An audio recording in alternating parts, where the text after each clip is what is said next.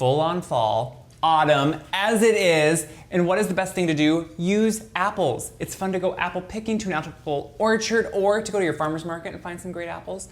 They're ripe, they're delicious, and it's always best to use something that is in season, that is local if you can get it, because it tastes the best. It hasn't traveled halfway across who knows where to get there. I'm making apple pie. This pie is a little bit of a special pie in the sense that this is the pie I made, it's been 5 years ago, on the Rachel Ray Show when I co-hosted with her for one day. It was this thing that they did for a dream job for a day. I got it and I made this pie on the show. So I actually do love this pie. It's a caramel apple pie and I'm using a mixture of apples. I always like to use some Granny Smith or something that's really tart and crunchy, crisp. And then I also like to use like a Honeycrisp that's a little bit on the sweeter side, but still maintains that good crisp texture. So to par them, I always start by just cutting them in quarters. And then I cut out that core. This is also kind of what I do if I'm gonna make like applesauce or something. And then I'm gonna sit and just, you could use an apple peeler if you wanted. I honestly am just used to cutting them kind of like this and getting all that peel off. Now, you do what you do. You do what feels safe to you. If you're not used to cutting apples, please don't, and please don't hurt yourself. So when you get them mostly peeled, I just cut them up into slightly smaller, I like kind of slices. And you can do smaller ones, but remember as they bake, they really do get softer and they cook down, so you don't need to quite worry so much about small pieces. So I'm gonna keep peeling, coring, slicing, and we're gonna get enough apples to make an apple pie. The apples are all done. You can see there's nice pieces. They taste delicious, don't worry. I tasted a few. I'm putting them all in here to a Dutch oven. I'm gonna actually par cook them. So sometimes apple pies, they are so dense, they are so big, that it's a good idea to actually pre-cook them slightly on the stove, and that gets them going, so then they shrink and lose some of that moisture on the stove instead of in the oven, and it kind of just works better. And it works better for a pie, so I'm putting some brown sugar in there. That really amps up the flavor. I'm gonna add the juice of a lemon. That acidity just, it really brightens everything up. It brings out all those flavors, especially in the apples. So I'm gonna squeeze that around the whole thing. Don't wanna skimp out on that. And then I'm gonna add a little bit of Calvados. If you don't know what Calvados is, leave it out. It's an apple liqueur. So it kind of just like amps up that flavor again. I really like to just pump up the flavor whenever I can. Then I'm just gonna add a little bit of salt. Did you notice I really didn't actually put that much sugar in there? That's because you don't need to. Apples are sweet, so it just brings out some of that sweetness. But we're also gonna add some caramel later. So I'm gonna take this over to the stove. We're gonna cook it a little bit. We're just gonna set these on and we're gonna bring them up so they start cooking. It's kind of extremely simple and there's really no right or wrong way to do this. I'm just gonna stir in some of that sugar just so it coats all the apples. That lemon juice gets all over. It will take a few minutes, but then the sugar's gonna draw out some of those juices, the salt will, and also the heat is gonna start actually really helping them to cook. So I'm gonna sit here, I'm just gonna let it come up to cooking so you can see it, and then we'll be making apple pie.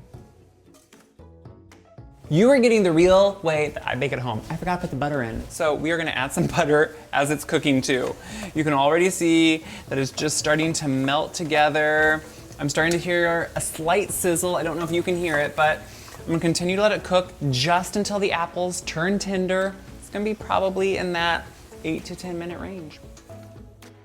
This has now cooked and it has cooled down completely to room temperature. You could even pop it in the fridge. You don't want to put it really hot into your cold pie shell because then it's going to melt the butter and all that time you took to create such a good pie shell, because we're all making homemade pie shells now, right? If you didn't see my video, check out my video, because pie shells should be made at home because you can do it. They're easy, I promise. Anyway, to now thicken this up, because you can see there's some extra liquid down in there, see that? But it has a lot of flavor in it, it has a lot of sweet in it, so we're gonna add some cornstarch. A lot of pies are thickened with either cornstarch, with flour, the old ones are thickened with tapioca.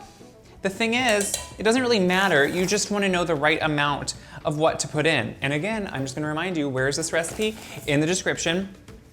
Apparently there's sometimes confusion where it's at, in the description. So I'm gonna stir in that cornstarch. I like to stir in cornstarch to something that's more cool, like these apples. You don't want to stir it in hot because that can make it kind of get, gloppy and kind of just not mix in well. So we have that in there. I of course want to add some cinnamon because it's fall, y'all, right? I can say that when there's cinnamon. I don't say y'all ever, so I'm sorry to you Southerners who say it with such beauty and elegance. I don't, but it's fall, and I just feel like when you're adding cinnamon, you just have to. Now, I'm not overly spicing this because a lot of flavor is coming from the caramel. I home make my caramel because you get so much more flavor because you can get it a little bit. Look how dark that is. So it's getting a lot of those molasses notes, those deep caramely flavors. And it's not just sweet, it has that slight almost bitter edge, so it really offsets some of the sweetness of it. I love that. I have this affinity for obsessions with caramel. Who doesn't? Caramel? Oh, there's so many notes in it and it's so good. So I'm gonna mix that caramel into those apples. That obviously is why we didn't overly sweeten them before, because we have all this caramel sauce in there. Now, if you think it's kind of looking broken or the caramel's kind of, don't worry, that's all gonna cook out when it is in the oven. So before I do that, I have my pie shell. I did not crimp the edges. I left about 1 inch overhang because I wanna do, you know what? We're just gonna kind of go all out on this, and I'm doing a lattice pie crust. So for a lattice, you make 2 recipes of pie dough because you're making your pie dough. Right? Okay, good. And then you're just gonna take one, roll it out like this into a big circle, and make long strips, just using a pizza cutter. And the thing is, the thicker you make them, like you can see mine are about 1 inch, they're easier, it sounds so lazy, but they're easier to actually put on the pie when they're a little bit thicker. Whoops. Sometimes it comes with you. And it just, you know, you could go really small little lattices if you wanted to, but guys, why? Why make more work for yourself than you need to? There's no reason. A lattice is gonna be gorgeous no matter what. So I'm gonna finish just cutting these up. I just want them to be ready because once your pie dough is out of the fridge, you just wanna work, not like fast, but a little bit quicker so you can just get everything put together. So I'm gonna put in these beautiful apples. Do they not look so good? You can see that caramely color in that liquid. Now, the one thing I do as I'm doing this, I make sure to get all the apple pieces in there first because what is this again? It's apple pie. So obviously you want all the apples in there you can have. We're gonna pour them all in there. Now, I kind of rate my liquids. It's thickened with that, or it will be, with all that cornstarch. But as you can see right now, that liquid is up to about the top, so I don't want to put more of that liquid in there because that is now all the liquid you need. And it will get thick, don't worry. It tastes delicious. There's nothing raw, so you can taste it. And now we're just gonna do that lattice part. So we have our shell, we have that overhang. For the lattice, I just like to take a piece. I usually start with one of the longer pieces, kind of offset the center. The center would be right beside that. And then I'm gonna do the same thing going crossways on it. Look at that. I mean, guys, lattice just adds such like a, it's just good. And then I'm gonna keep working doing that. And you kind of just do that cross hatch pattern. And so as you put one down, you lay it across where you need to, and then you might need to lift one up, follow it down. And so you're going in and out, doing like a basket weave on it kind of. It sounds, I get it. It can sound complicated and it can sound time consuming, but as you can see, these bigger pieces really make it so it's not that much work. So I'm gonna finish this up. No need for you to get bored here.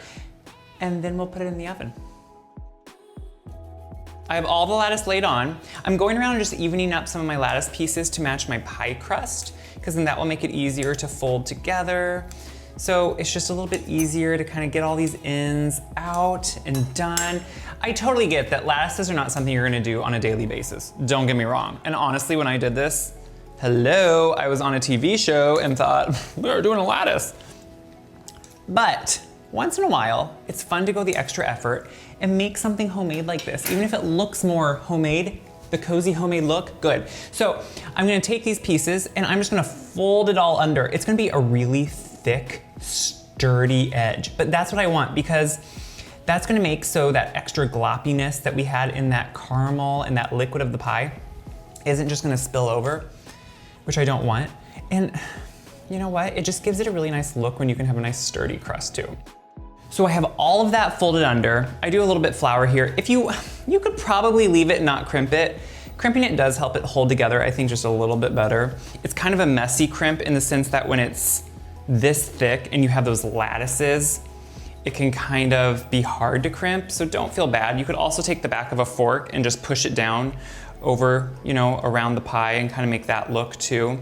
I mean, the idea of crimping on a lattice is just that you're kind of pushing that lattice into the pie crust to create it a little bit more of a good finished solid edge. So I've all done, not perfect, but guys, it's pretty good. So now, of course, just to, what do they say, gild the lily? So just to add a little bit of extra, I'm taking a little bit of water, nothing much here. And I'm just gonna put this over the top because I wanna sprinkle some sugar and I really want it to stick to my dough. Otherwise, the dough's kind of, you know, dry right now to the touch. So a little bit of water is just gonna go a long way, all you need.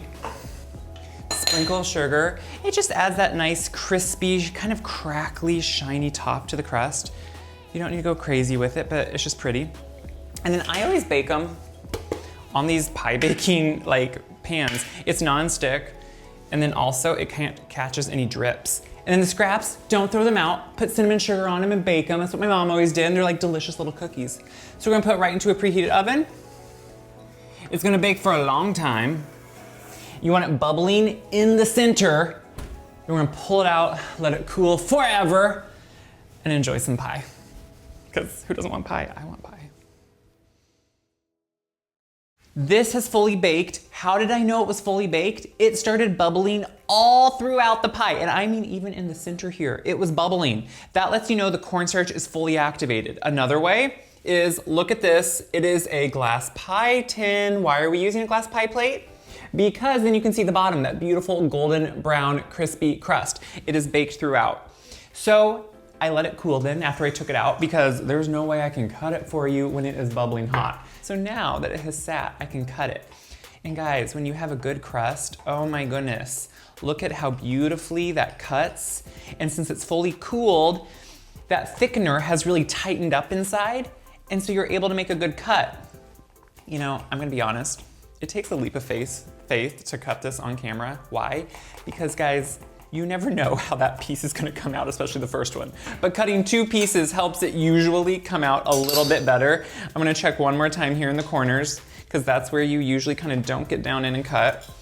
We're gonna pray, Lord, let this come out good. And then we're gonna pull it out. That's good, that's a good piece of pie. This is what I love about a good pie. It's thick enough that it's holding together. It's soft enough that the pieces come out. You can see the bottom and see how crispy it is. It's not a soggy bottom, as they would say on the British baking show. They always say that. I got a fork and I got some ice cream. Guys, I'm not gonna have apple pie without some ice cream. No, usually I would make it. I didn't. Went to the local soft serve, like, hello. Not gonna say no to that. And now we're gonna have some caramel apple pie a la mode. Because I just feel so extra right now and I don't care. This pie takes a few extra steps. You got the caramel, you don't have to home make it, I highly suggest it. So you get that deeper flavor.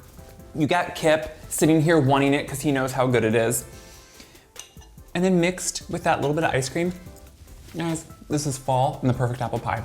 I hope you make it. I hope you share it around. It's my favorite pie. It's worth making it.